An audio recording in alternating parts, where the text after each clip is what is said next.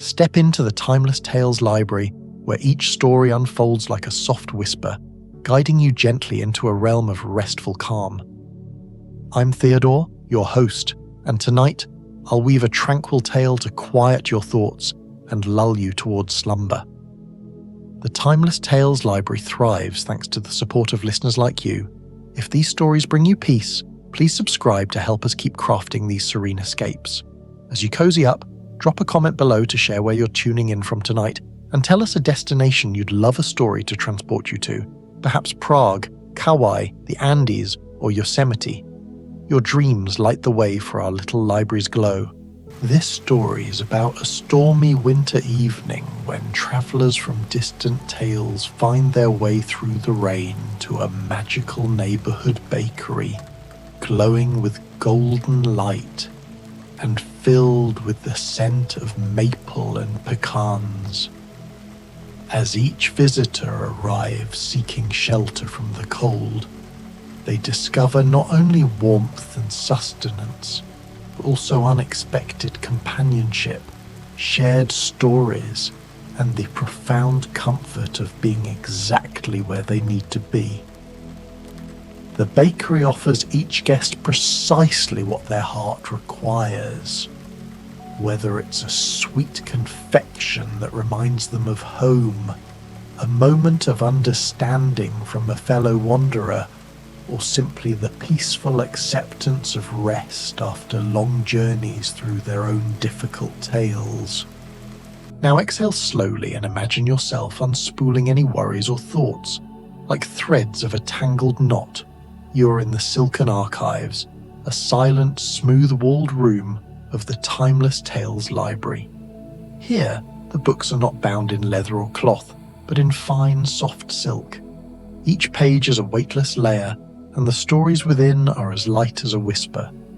Feel the cool, smooth touch of silk against your skin as you settle into your bed, your own private cocoon in these archives.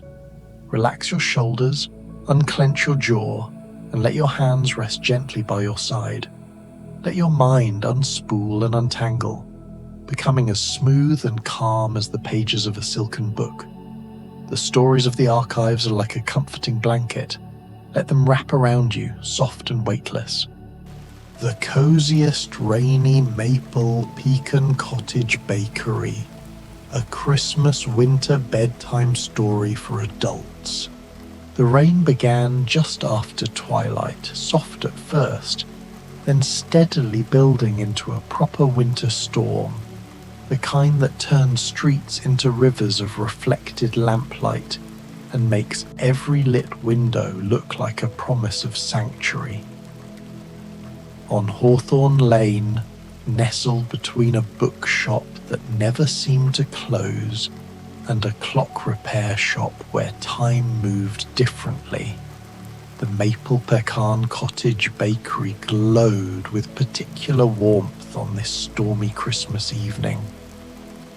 Golden light spilled from its frost-edged windows, and even through the downpour the scent of baking, sweet maple mingling with toasted pecans, brown butter and cinnamon, drifted into the wet December air like an invitation written in warmth itself. Inside, the bakery was a study in coziness. Exposed wooden beams crossed the ceiling, dark with age and hung with bundles of dried herbs and cinnamon sticks tied with red ribbon. The walls were cream-coloured plaster, hung with old copper moulds in the shapes of stars and hearts. A stone fireplace occupied one corner, flames dancing behind its iron grate, casting shifting patterns of light and shadow across the wide planked floor. The fire crackled softly, a sound that blended with the gentle percussion of rain against the windows and the almost imperceptible hum of the ovens. Small round tables dotted the space, each with its own candle in a glass holder, each casting a gentle circle of light. Mismatched chairs, some wooden, some upholstered in faded velvet, surrounded the tables, and in various corners stood comfortable armchairs with quilted cushions, positioned near shelves of old books and windowsills, where potted herbs released their quiet fragrance. The bakery cases gleamed with their evening offerings, maple pecan cream puffs, their golden shells dusted with crystallized maple sugar, pecan pralin tarts arranged like small treasure boxes, their caramelized tops catching the firelight, maple butter cookies shaped like snowflakes and stars, and a magnificent maple pecan layer cake displayed on a pedestal stand. Its frosting swirled into soft peaks that reminded one of snowdrifts, decorated with candied pecans that gleamed like amber. Behind the counter, in the warm shadows near the oven, moved the baker, a presence more felt than clearly seen, wearing a flour-dusted apron, hands always gently busy, always seeming to know exactly what would be needed next. The bell above the door chimed softly, and the first guest stepped inside, bringing with him a rush of cold air and the clean smell of rain. Jim Hawkins shook the water from his coat, his face flushed from the wind, his hair plastered to his forehead. He was older now than when he'd sailed to Treasure Island, perhaps 20, perhaps ageless in the way that characters in stories can be, but he still had that alert, observant look of someone accustomed to watching horizons. His boots left wet prints on the welcome mat as he pulled the door firmly shut against the storm. "Quite a gale blowing out there," he said to the warm room, his voice carrying traces of coastal speech. "Almost like a nor'easter, though we're far from any ocean, I know." The baker appeared at the counter with a soft smile. "Come in properly, dear. Get warm. You look like you've been travelling." "I have been," Jim admitted. "Seems like I'm always travelling these days. Sometimes I miss being young enough to have an inn to return to, a mother waiting with supper." "Then you need something that tastes like homecoming," the baker said gently. "Try one of these maple pecan scones, just out of the oven. There's butter to go with them, whipped with maple syrup and vanilla." The scone was placed before him, still warm, its top golden and studded with pecan pieces. Jim broke it open. Steam rose, carrying the scent of maple sweetness and toasted pecans. He spread the maple butter carefully, watching it melt into the warm bread. The first bite made his shoulders relax. Tension he hadn't known he was carrying releasing all at once. It tasted like comfort, like arriving somewhere after a long journey. "That's something special," he said quietly. "Thank you." "Sit anywhere you like," the baker told him. "There's hot coffee by the fireplace." Jim took his scone and a thick ceramic mug of coffee to a table near the window, where he could watch the rain and feel grateful to be dry and warm, and for the moment, still. He had barely settled when the bell chimed again. The young man who entered moved with unconscious grace, as though always slightly aware of the space around him. His dark hair was wet, his simple clothes soaked through, but he didn't seem bothered. Mowgli looked around the bakery with open curiosity, and when he smiled at the warmth and light, It was the unself-conscious smile of someone who had grown up among wolves and learned to appreciate shelter without taking it for granted. "Is this a place where travelers can rest?" he asked, his voice carrying an accent that suggested languages learned in jungles. "It is exactly that," the baker assured him. "Come in, dry off by the fire." "From the jungle once," Mowgli said, stepping inside. "Though I've been walking through many different lands since then, sometimes I miss the trees and the night sounds, but tonight—" He glanced toward the rain-battered windows. "Tonight I am glad for walls and a roof." Jim looked up and nodded in recognition, not because he knew Mowgli, but because he knew that look, that weathered expression of someone who had lived a story worth telling. "Rough weather to be out in." "I've been in worse," Mowgli replied easily, "but I've also learned that comfort is not weakness. The wise panther taught me that." The baker handed him a towel warmed by the oven. "Dry yourself, then come see what appeals to you." Mowgli approached the bakery case with careful attention. His gaze travelled over the offerings, lingering on a tray of small tarts. "These," he said, pointing to the pecan praline tarts. "They look like small treasures." "They are," the baker agreed warmly. "The praline is made with maple syrup and cream, cooked until it's golden, then poured over toasted pecans and baked into a butter crust. Like finding wild honey," Mowgli said with quiet pleasure. "I will try one, please."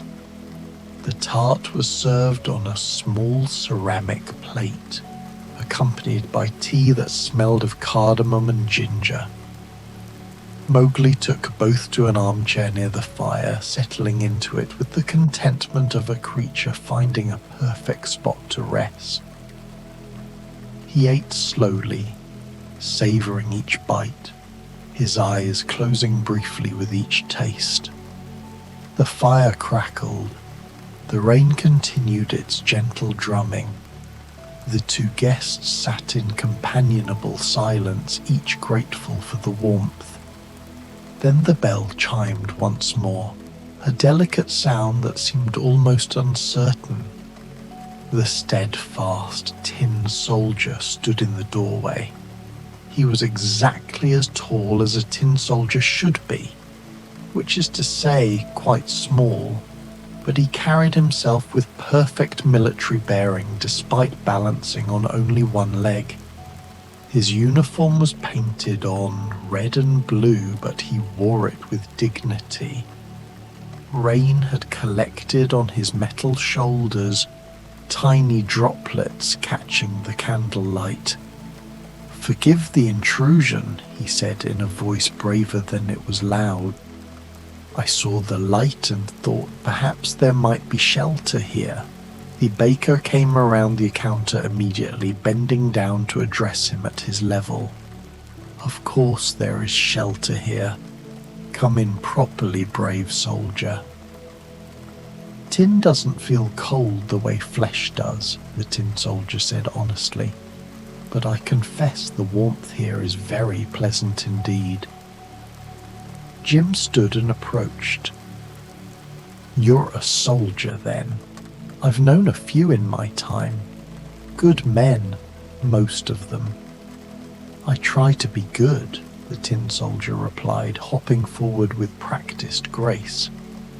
"I stood at attention in a playroom once, loved a paper dancer, went through terrible adventures, and somehow ended up here, traveling, always traveling." "Then you need something fortifying," the baker said gently. "Something that reminds you that bravery deserves rewards." She prepared a small plate, perfectly soldier-sized, with a maple butter cookie shaped like a star, and beside it, a tiny cup of hot chocolate, rich and dark with real cream floating on top. "This is far more than I deserve," the tin soldier said quietly. "It is exactly what you deserve," the baker corrected him kindly. "Now come, there's a spot on the hearth that would be perfect for you." She led him to the fireplace where a small wooden stool sat at the perfect height. The tin soldier settled there, balancing carefully, and took a small bite of the cookie. The maple sweetness seemed to reach something deep inside his tin heart, and for the first time in what might have been years, he allowed himself to relax his rigid stance just slightly. "Thank you," he whispered. Mowgli looked over from his armchair. "You have the bearing of a warrior, different from jungle warriors, but the same core of steel, or tin in your case." The tin soldier gave a small, dignified nod, and something like the beginning of a smile touched his painted features. The bakery settled into peaceful quiet again. Rain pattered, the fire whispered. 3 travelers from 3 different stories sat in warm companionship. The next arrival came with a presence that preceded her. The door opened and suddenly the air seemed filled with the scent of distant spices, of desert nights and silk pavilions. Scheherazade stepped inside gracefully, her travelling cloak beaded with rain. She was beautiful in the way that storytellers are beautiful. Her eyes held countless tales. Her movements suggested narratives. Her dark hair was pinned with combs that might have been ivory, or might have been light itself captured and carved. "What a perfect haven," she said, her voice rich and measured. "I felt drawn here from blocks away. The light, the scent, it called like the opening lines of a particularly good tale." The baker smiled with recognition. "Welcome, dear storyteller. You must be weary. 1,001 nights is a long time to speak without rest." "I have learned to find rest in the speaking," Scheherazade replied, removing her cloak. "But yes, there is a weariness that comes from always needing to have another story ready, though I'm grateful to be past those desperate nights. Now I travel and tell stories because I wish to, not because my life depends on each one." The others looked at her with the automatic respect that one traveler gives to another who has survived something difficult. "Please choose whatever calls to you," the baker invited. Scheherazade approached slowly, studying the offerings. "The maple pecan layer cake," she said finally. "A slice of that, if I may. It reminds me of something from one of my tales. A feast prepared by Jinn, sweets that granted wishes.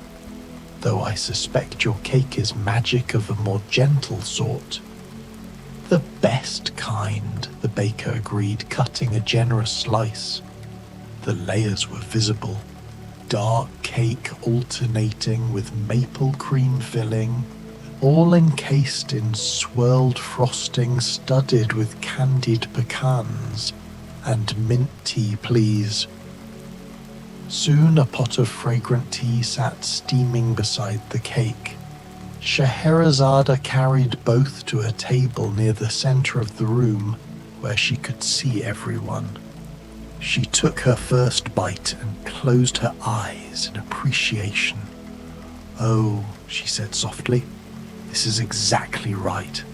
It tastes like celebrations, like the ending of long ordeals, like rewards earned and peace found." "That's the maple," Mowgli offered. It comes from trees, tapped in late winter, the first sweetness after the cold. And the pecans provide the story's texture, Jim added. The crunch, the depth, like how adventures need both sweetness and substance. The tin soldier nodded from his hearthside stool. Even a simple tin soldier can appreciate that. Balance. That's what this is. Scheherazade smiled at them all. You understand stories then, all of you, even if you live them more than tell them. She took another bite of cake, then added, though sometimes the best part of any story is simply this, the pause, the rest, the moment of comfort before the next chapter begins. The rain intensified outside, but inside the bakery it only made the warmth more precious. The fire crackled. Candles flickered gently. The scent of maple and pecans hung in the air like a blessing. They sat together in companionable quiet until the bell chimed again, softer this time, more tentative. The old man who entered was small and slightly stooped, with a craftsman's hands and a woodworker's careful way of moving. Geppetto's face was weathered and kind, carved by years of solitary work. Wood shavings still clung to his vest, and he smelled faintly of pine and varnish. "Forgive an old man," he said, his voice accented with Italian warmth. "I was walking past. I have a small shop 2 streets over. I make music boxes and toys, and the storm caught me. I saw your light. Come in, come in," the baker said immediately. "Get out of that rain. You're welcome here." Geppetto stepped inside, gratefully removing his rain-soaked cap.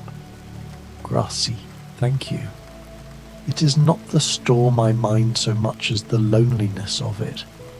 When you live alone and work alone, the sound of rain can make a house feel very empty."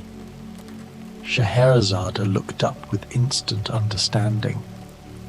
"I know that particular loneliness. The one that comes from having given so much of yourself to your creation that you forget you're also a person who needs comfort." The old craftsman's eyes glistened. "See, yes, exactly that. Then you need something that tastes like home," the baker said. "I have just the thing, maple pecan biscotti, perfect for dunking in coffee. They're made with almonds and pecans both, the way good Italian biscotti should be, but with maple sugar worked into the dough." "You are too kind," Geppetto said, smiling now. Soon he sat at a table near Scheherazade, a cup of strong coffee before him, and a small plate of biscotti still warm from their second baking. He dunked one carefully and took a bite. The sound he made was pure contentment. "Perfetto," he murmured. "Tastes like Sunday mornings when I was a boy, when my mother was still living and the house was full." After a moment he spoke again. "I had a son once. Well, not a son precisely. A puppet I carved from pine wood, whom I loved as a son. And through some miracle, he became real. Became a real boy, flesh and blood." "That sounds like a happy ending," the tin soldier said from his spot by the fire. "It was," Geppetto replied. "It is, but when someone you've made with your own hands becomes their own person, they leave, they must leave, and you are happy for them and proud of them, and—" He paused. "And the workshop is very quiet," Mowgli spoke up softly. I left my wolf family when I had to return to the man village. It was right, but it hurt. For them and for me. I left my mother's inn to seek my fortune, Jim added. Came back changed. Sometimes I wonder if leaving ever really stops. Perhaps we're all leaving and returning constantly, Scheherazade mused. In the stories I tell, heroes make their journeys and come home transformed, but the home is never quite the same, and neither are they. But there are places like this, the baker said from behind the counter, her voice gentle but firm. Havens between the journeys, resting spots where all are welcome, where the sweetness exists without the bitter for just a little while. They all absorbed this wisdom, and Geppetto reached for another biscotti with a lighter heart. The evening deepened. The storm outside showed no signs of stopping, but no one seemed anxious about it. The bakery had become its own small world, its own shelter outside of time. Then came the softest knock at the door, so quiet it was almost lost, beneath the rain's percussion. The baker moved immediately to open it, and there on the doorstep stood a child. The little match girl was perhaps 10 years old, thin and poorly dressed in clothes that had been mended many times, but were still inadequate against the cold. Her hair hung damp around her face, and her small bare feet were red with cold. She held a bundle of matches close to her chest, protecting them from the rain, and she looked up at the baker with eyes that had seen hardship, but had somehow retained a kind of wondering hope. "Please," she whispered, "please. I saw the light, and I just wanted to be warm for a moment. I won't take up much space. I have matches. I can pay." "Put those away, child," the baker said immediately, her voice infinitely gentle. "Put them away right now. Come inside." The little match girl stepped over the threshold with disbelief on her small face. The warmth hit her like a physical thing, and she swayed slightly.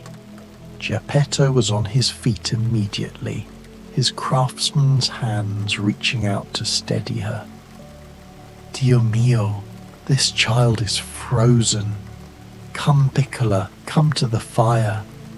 He guided her to the hearth, to the chair Mowgli had been occupying.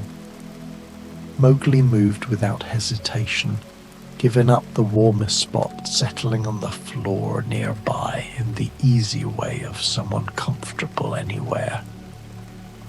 "I'm sorry," the little girl whispered, shaking now that the warmth was reaching her. "I don't mean to be trouble." "You are the opposite of trouble," Scheherazade said firmly, rising and bringing her own shawl to wrap around the child's shoulders. "You are a guest, and you are most welcome."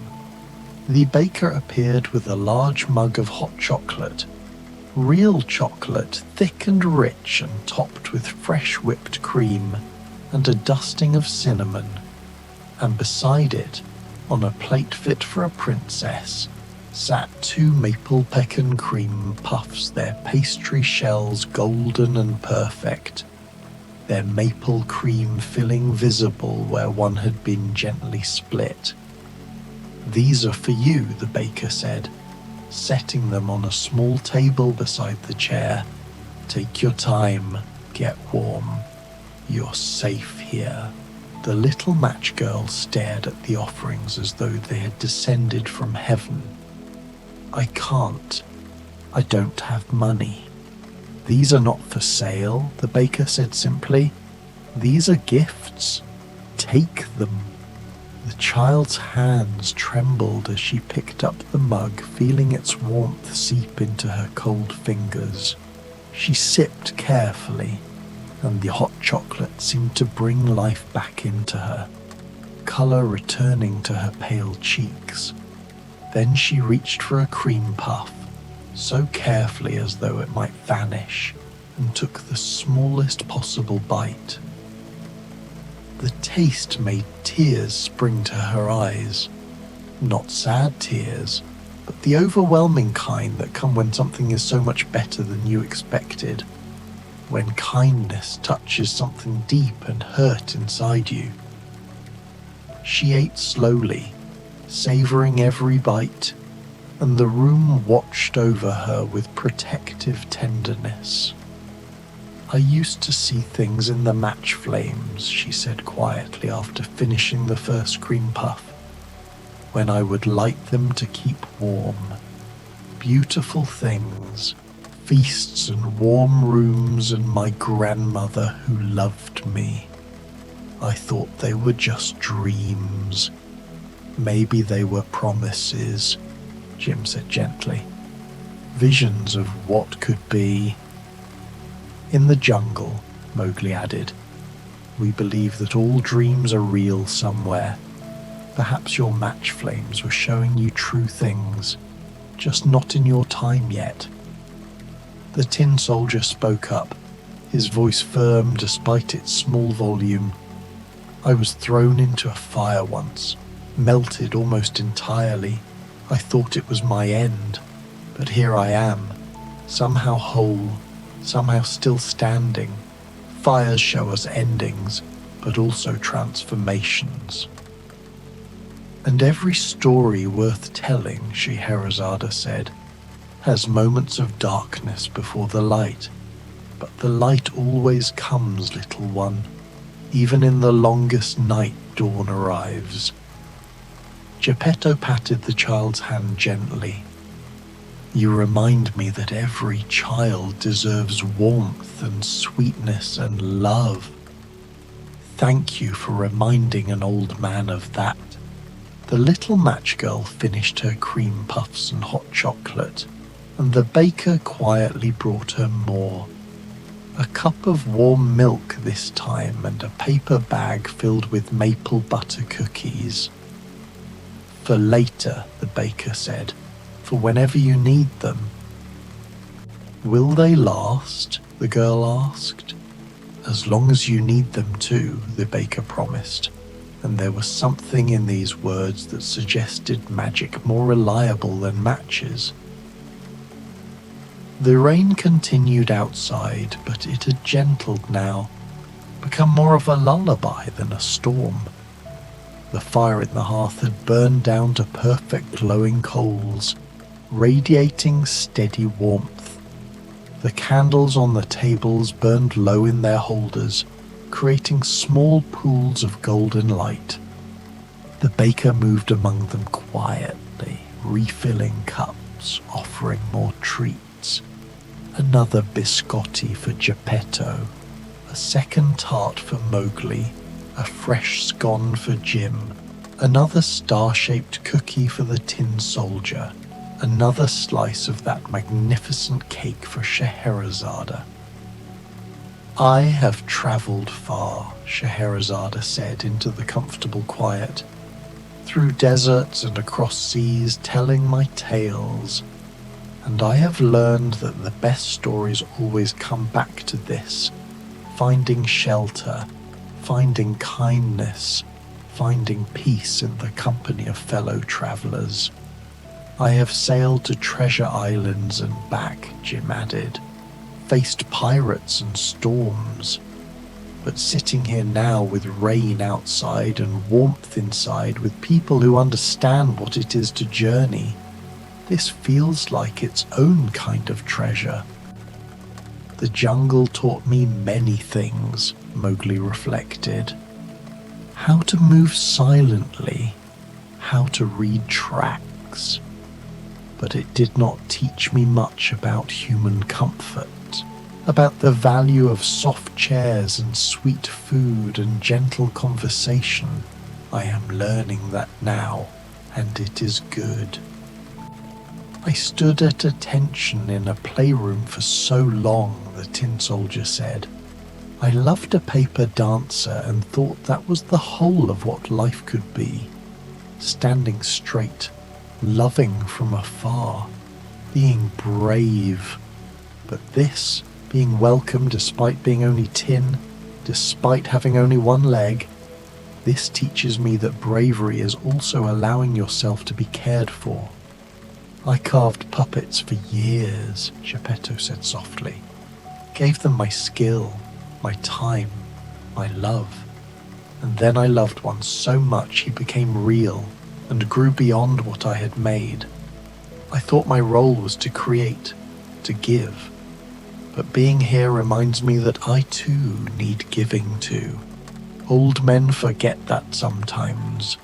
The little match girl, wrapped in borrowed warmth, full of cream puffs and hot chocolate, looked around at all of them with wonder. You've all had such adventures, such important stories. I've only ever been cold and hungry. Your story is just as important, the baker said firmly. Every story is. The ones about grand adventures and the ones about trying to stay warm on a winter night. They all matter. You all matter. Besides, Scheherazade added gently, the best stories are often the ones about finding your way from cold to warm, from lonely to companion, from fear to safety. And you, little one, are in the middle of that story right now. The child smiled, a real smile, the kind that transformed her entire face and settled deeper into the chair, the blanket tucked around her. The baker's cookies clutched in her hand like a promise. The evening settled into its final phase, that deep, quiet time when conversations become murmurs, when eyes grow heavy with contentment, when the world outside ceases to matter quite so much. Jim found a book on one of the shelves, old sea poetry, and read quietly to himself, occasionally sharing a particularly good line. Mowgli stretched out on the floor near the fire like the cat he'd once been friends with, comfortable and content. The tin soldier maintained his post on the hearth, but his rigid military bearing had softened into something more peaceful. Scheherazade produced a small journal and began writing, recording the evening perhaps. Geppetto whittled something small from a bit of wood he found in his pocket, gentle work that his hands knew by heart, and the little match girl slept, truly slept, warm and safe and full, dreaming not of match flames but of the real warmth that surrounded her. The baker moved through the space like a benevolent spirit, occasionally adding a log to the fire, replacing candles, ensuring each guest had exactly what they needed. The ovens behind the counter glowed softly, always ready, always producing the most perfect aromas. Outside, the rain finally began to ease. The drumming on the windows softened to a gentle patter, then to occasional drops. Through the glass, the ski showed signs of clearing, clouds breaking apart to reveal stars between them. But no one moved to leave. The Maple Pecan Cottage bakery held them all in its embrace. These travellers from different tales. These wanderers who had found their way through storm and story to arrive at exactly this place, at exactly this moment. The fire crackled its approval, the candles burned steady and true, the scent of maple and pecans lingered like a benediction. Thank you, Jim said to the room in general, to the baker specifically. For this, for all of it. You are always welcome, the baker replied. All of you. Whenever you need shelter, whenever you need sweetness, whenever you need to remember that the world can be kind, this door is here. This warmth is here. For you. For all travellers, Mowgli added. For all who journey, Scheherazade agreed. For the brave, said the Tin Soldier. For those who create, said Geppetto. For those who just need to be warm, whispered the little match girl in her sleep. The storm passed entirely, leaving behind the clean smell of rain-washed air and the promise of a clear morning. But inside the Maple Pecan Cottage bakery, time moved differently. Here, the evening could last as long as it needed to. Here, rest was not rushed. Here, peace was a real and tangible thing, as solid as the wooden beams overhead, as warm as the fire on the hearth, as sweet as maple and pecans blended into perfection. One by one, as the night deepened toward its most restful hours, the guests settled into their chosen spots. Jim in a chair by the window watching stars emerge, Mowgli on the floor, at ease with earth and warmth. The Tin Soldier at his post, which had become a place of honor rather than duty. Scheherazade at her table, surrounded by words and paper, and stories waiting to be told. Geppetto in a comfortable armchair, his skilled hands finally still. And the little match girl in the warmest spot of all, wrapped in blankets and shawls and kindness, sleeping the sleep of a child who knows she is, at last, safe. The baker dimmed the lights to their softest glow, banked the fire to coals that would burn through the night, and moved quietly into the shadows behind the counter, present but unobtrusive, guardian of this sacred space. Outside, the world continued. Other stories unfolding, other journeys beginning, other storms gathering. But inside the Maple Pecan Cottage bakery on Hawthorne Lane, between the bookshop and the clock repair shop, in that place where time moved gently and magic was just another word for kindness, 6 travellers rested, and the rain, having done its work of bringing them all here, fell silent at last, leaving only peace, only warmth, only the most perfect quiet of a winter night when all is exactly as it should be. The bakery kept its vigil through the darkness, its windows glowing softly, its door unlocked, its ovens warm, ready for whoever might need shelter next. Because there are always travellers, there are always storms, and there will always be places like this, magical, mundane, miraculous places where the weary can rest, where the hungry can be fed, where the cold can get warm, and where every story, no matter how difficult its beginning, can find at least one chapter of peace.